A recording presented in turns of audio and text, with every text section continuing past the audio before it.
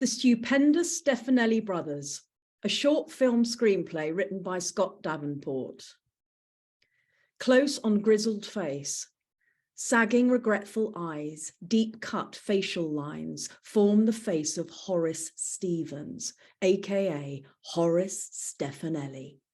His clenched muscular jaw is in stark contrast to a jolly elf hat, elf ears, and painted rosy cheeks.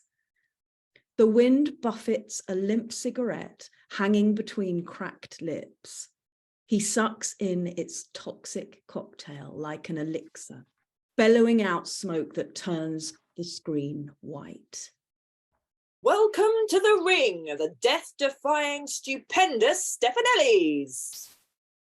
Circus Big Top, 1986, a Technicolor memory almost unreal. A fascinated 1980s audience, permed hair, male and female, kids with bad bowl haircuts look on as the mustachioed strongman, Leo Stefanelli, 39, and a skinny teenage Horace pounce into the ring. Their red leotards and capes are both ridiculous and entrancing. In a Lancastrian accent, through smiling, gritted teeth, Leo hisses. Balls up again, Horace, lad, and I'll bloody kill ya. Horace gulps, but maintains his smile. Energetically, he grasps his father's hand and slips onto his shoulders. Posh shopping centre, back entrance, present day. A cigarette stands erect in Horace's mouth. He slings a red duffel bag over his muscular shoulder, checking his shitty Casio digital watch for time. Sleigh bells, frivolity, and Christmas music drift faintly on the air. His unironed jeans, crumpled jacket, and 5 o'clock shadow make Horace look more beggar than athlete. Diving deep into his pockets, he removes a blister pack of painkillers, popping more than enough into his mouth. 2 jovial men saunter around the corner. The diminutive Milo, 34, and beanpole Jake, 42. The other component parts of the Stupendous Stefanelli brothers.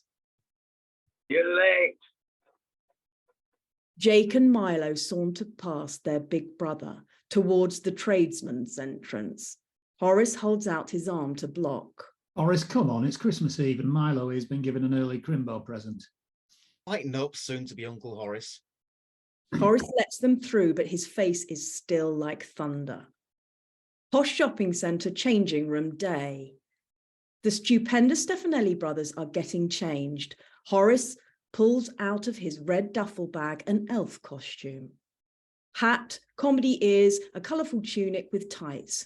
Removing his t-shirt, he reveals a number of scars gained over the years.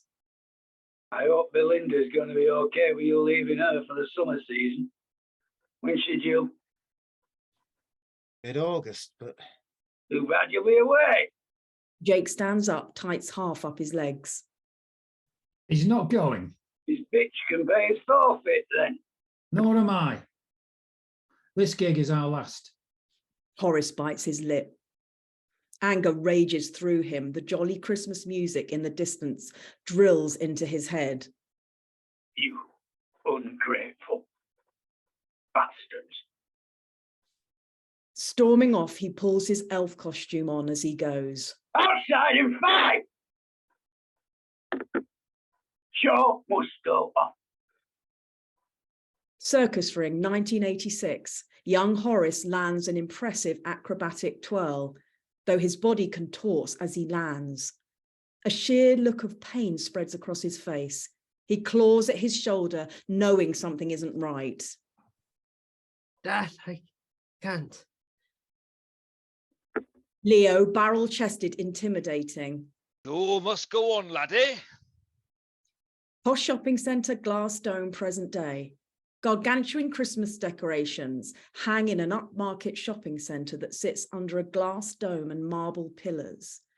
On the ground floor sits a neoclassical fountain, cascading hyper-real blue water 5 meters into the air.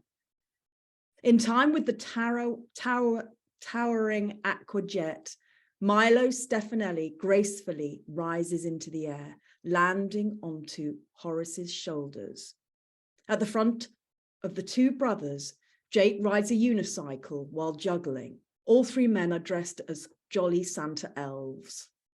Roll up, roll up. Watch what Santa elves get up to when they're not building toys.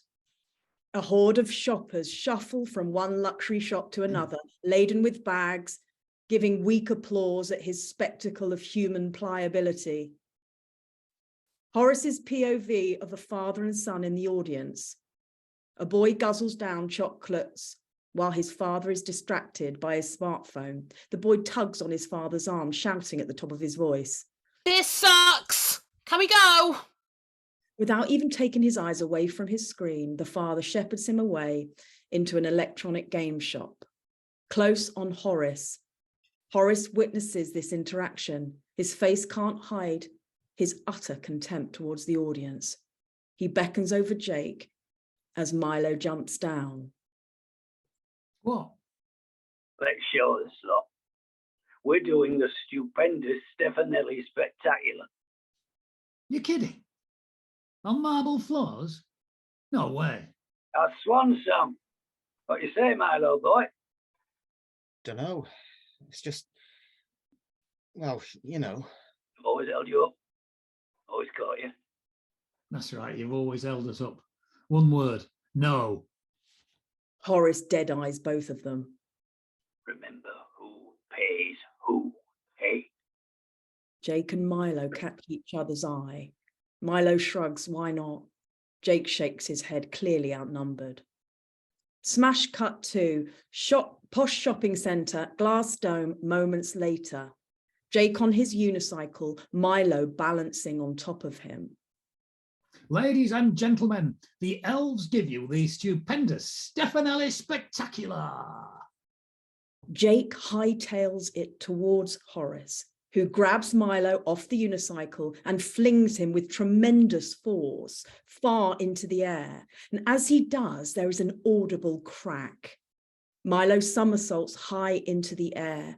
Horace's shoulder and arm hang loose by his side. Jake can see the break, but he is powerless to stop what comes next. Resolute, Horace ignores the pain, attempting to catch Milo with his good arm, but to no avail. Milo crashes onto the marble floor like a rag doll. Circus Ring 1986. The big top is silent. The poodle-permed audience look on in utter shock. In the middle of the circus ring, young Horace is contorted, his face mushed into the sawdust. Get up! Get up now, you lazy bastard! Jump cut to posh shopping centre, glass dome. Horace gawps in shock at Milo's prostrate body.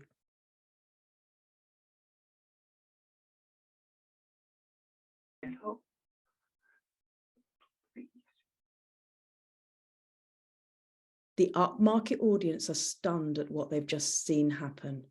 A rubbernecking audience member captures the scene on a smartphone whilst her child cries. Horace can't take the looks of the audience and bolts. Jake rushes to Milo's aid. You, videoing this, call the fucking ambulance now. Posh shopping centre, roof. Set against the huge glass dome and faux marble angels, Horace Stevens is perched next to a huge inflatable Santa on the edge of the roof. Sirens mix in with the faint sounds of Christmas music.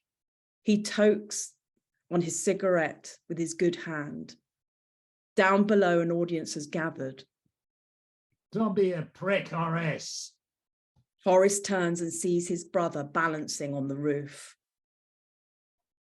You're right. I've always held you back. You are now.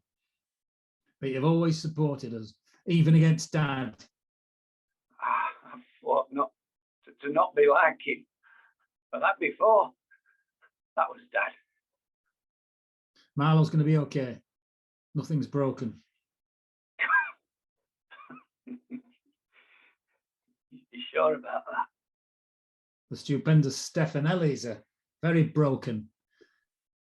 But the Stephen brothers, we're stupendous. Horace nods, smiles at his brother, removes his elf hat and flings it off the roof. They both watch as it floats down into the car park below.